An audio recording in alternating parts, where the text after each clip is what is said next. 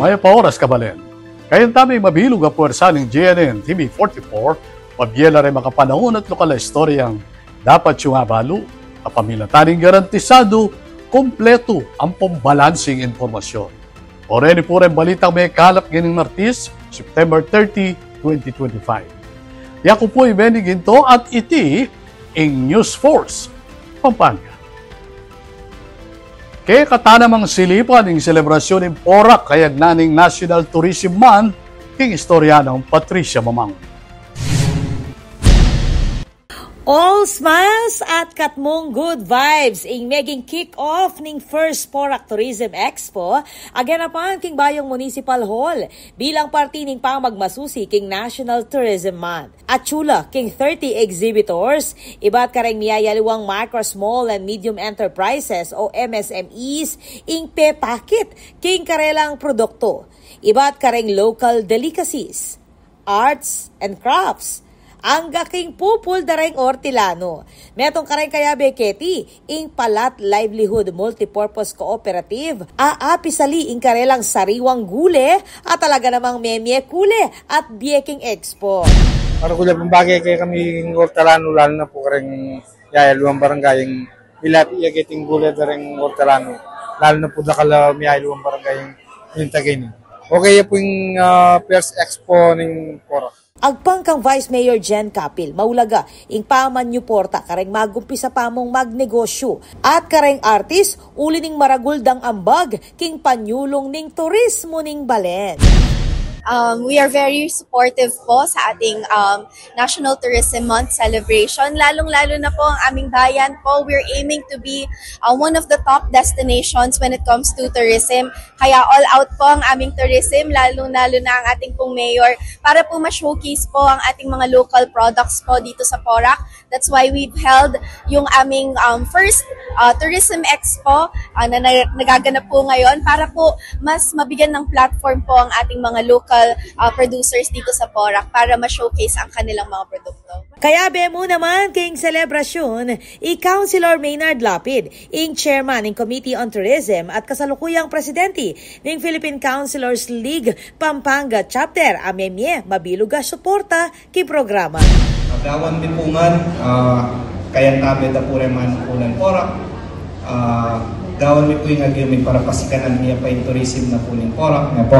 And syempre, welcome po kaya kayungan at takala salamat po kaya pamagan. Kawani king exhibit, highlight mo naman king Tourism Expo, ing Filipino Brand Service Training, Pastel Art Workshop, at familiarization tour. Amemye ba yung karanasan at inspirasyon para kareng tinagon king kabilugan, meging makule at makabaldugan niya ing mumunang Tourism Expo ning Porac. Meto nga paganaka na ing tune bandi ning Balen, akit siya kareng creative products, mga sipag malen at kulturang apagmaragol na niti. Ako po, Patricia Mamangon para King News Force Pampanga. Balitang tutuking Balen, susunod. Papasaup ni Mayor Kaluwag king Senado, magsopan niya San Fernando na milako king Joint Venture Agreement king Prime Water. Ay report.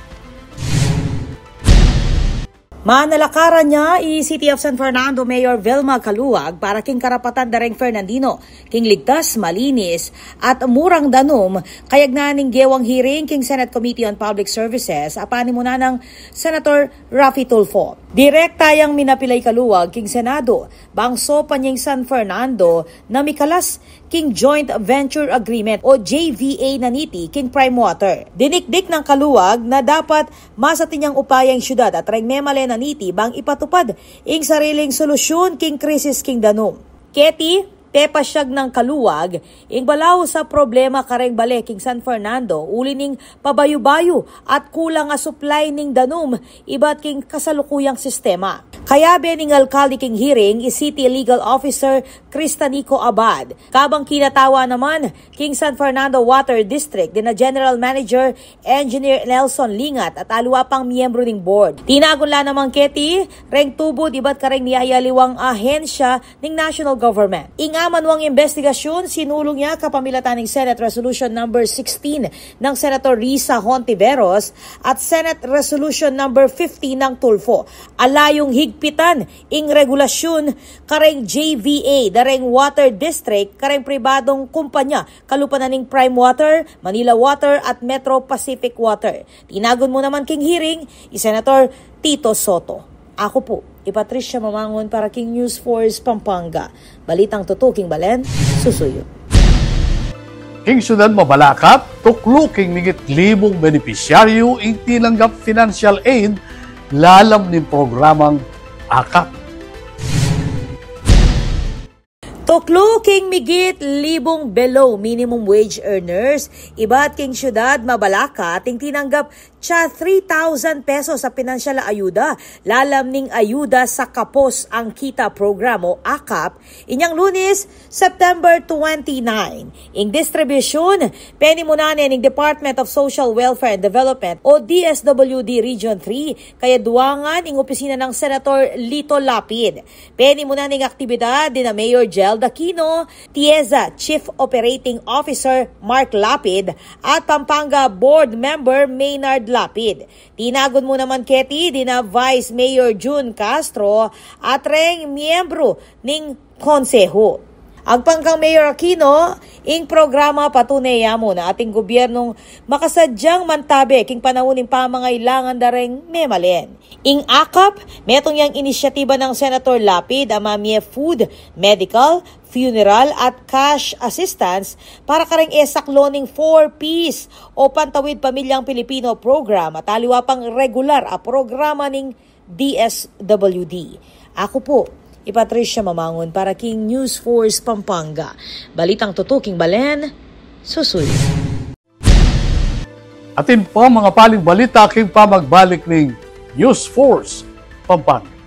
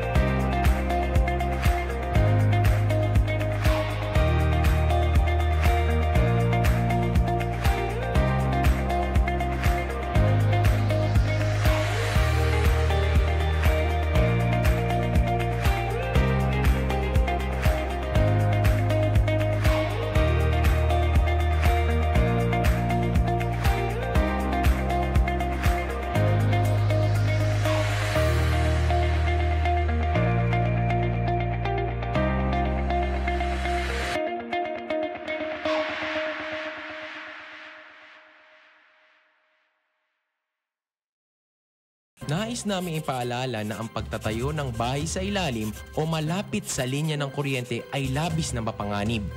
Kapag aksidenteng maputol ang kable ng kuryente, maaari itong makasunog ng mga kabahayan at makamatay. Dahil dikit-dikit ang mga bahay, mabilis nakakalat ang apoy.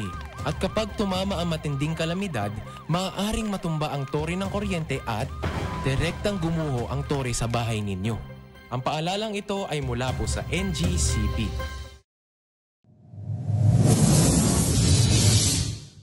Panandamaning El Nino. Kung toro papali o mitatasing temperatura, daragul mo naman ing pamangailangan king kuryente. King daragula demand king kuryente asang kaning paning pamangamit kareng appliances kalupaning aircon, freezer at refrigerator. Asahan tamo naman na siguradong tuki ing kimot ning presyo ning kuryente amani batan king wholesale electricity spot market. Inya naman papaganakan ning Sfelapco kareng hanggang consumers ing paniguradong pamagbayo ning konsumo at presyo ning kuryente balang kilowatt hour. Manatiling makayantabe king kaya kaming Facebook page para kareng latest advisory. Beto nga paganaka, ibat king Sfelapco. Kapag labis pong nainitan o nausukan ng mga linya, tore at mga materyales na nakakabit dito, maaaring magdulot ito ng pagkaantala sa daloy ng kuryente. Bukod sa apoy, ang usok mula sa pagsisiga ay nagiging dahilan para ma-ionize ang hangin sa paligid ng linya ng kuryente. Ang mismong hangin ay pwedeng maging konduktor ng kuryente sa pagitan ng mga kable. Ang usok ay maaaring daluyan ng kuryente papuntang lupa at maging sanhi ng brownout. Ang paalalang ito ay mula po sa NGCP.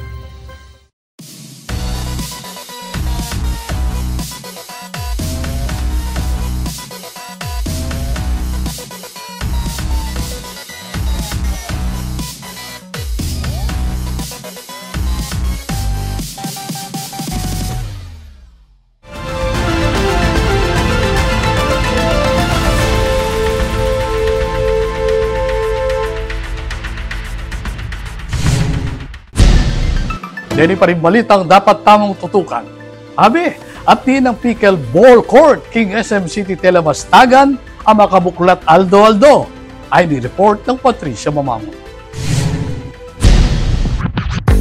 Calling all kabalen na atsuking active lifestyle. Good news! Open ne ing pickleball court king SM City Telemastagan at iti ing first ever SM Supermall king Pampanga amanang pang king makanining sport.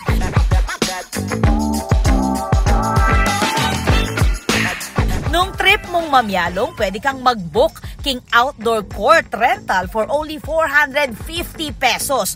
O malyari namang makyabe king open play for just 250 pesos. Nung wala ka pang gamit, kami gagana ka abe, ating paddle rental available for 100 pesos. Makabukla JT daily, maniba 2 p.m. hanggang 11 p.m. Inya perfect pampalako stress kay ba't naning obra o kaya naman weekend bonding with friends. Pickleball at tutoriang fastest growing sport king US, a combination ng tennis, badminton at ping pong. Inya siguradong fun at easy to learn para kareng hanggang edad. So kabalen, ready na ka. Tara na at mag-pickleball keti kay SM City Telemastagan.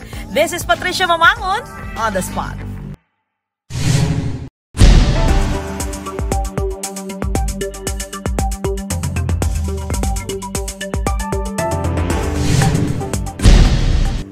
Katamong pakibaluan ng bili ng panahon king lalawigan, kilog ng 24 oras. Agpangking pag-asa, ing Central Luzon at Southern Visayas, asahan ng localized thunderstorm. Ingaliwang party ng Luzon, lalo na kimbandang Northern, Easterlies, ing mamapekto, inya naman mapali at malisangan na panahon, ing araranasan.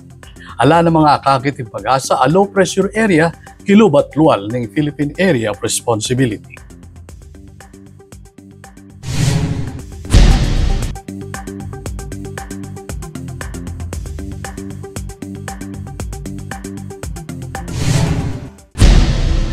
Kabalen maging parti kakimpamang balita ketiking News Force Pampanga.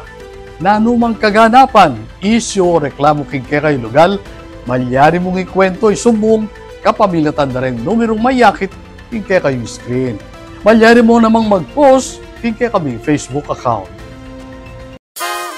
Maranon pa mo mukhang bibig na nereng kaya nakan, ing pamanyiklod king 25 ng Disyembre. Kaya ika kanya nabe, nung atin kang inaanak, ngayon ni pamo, magsadya na ka, uling 86 days na mo, payo datangin Pasko. Panalakaran ng News and Public Affairs Team ng GNN TV44, nga dinan kayong bata sa kalidad ng lukalapamang balita bilang panatang serbisyo karisablang Kapampangan. Ayl Ben Yulangin ng Martis, may kalapa istorya, kitiking probinsya. Yako po'y Beniginto at ini ang News Force, Pampanga. Balitang tutu, King Balen, susunod.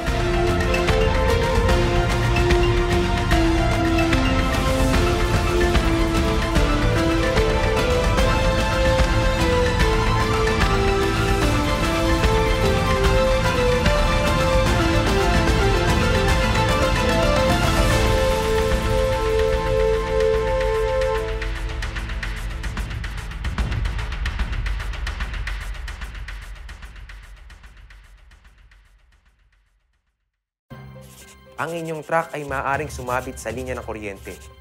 Dahilan para dumaloy ang kuryente sa inyong sasakyan at pagmulan ng disgrasya o pagkamatay.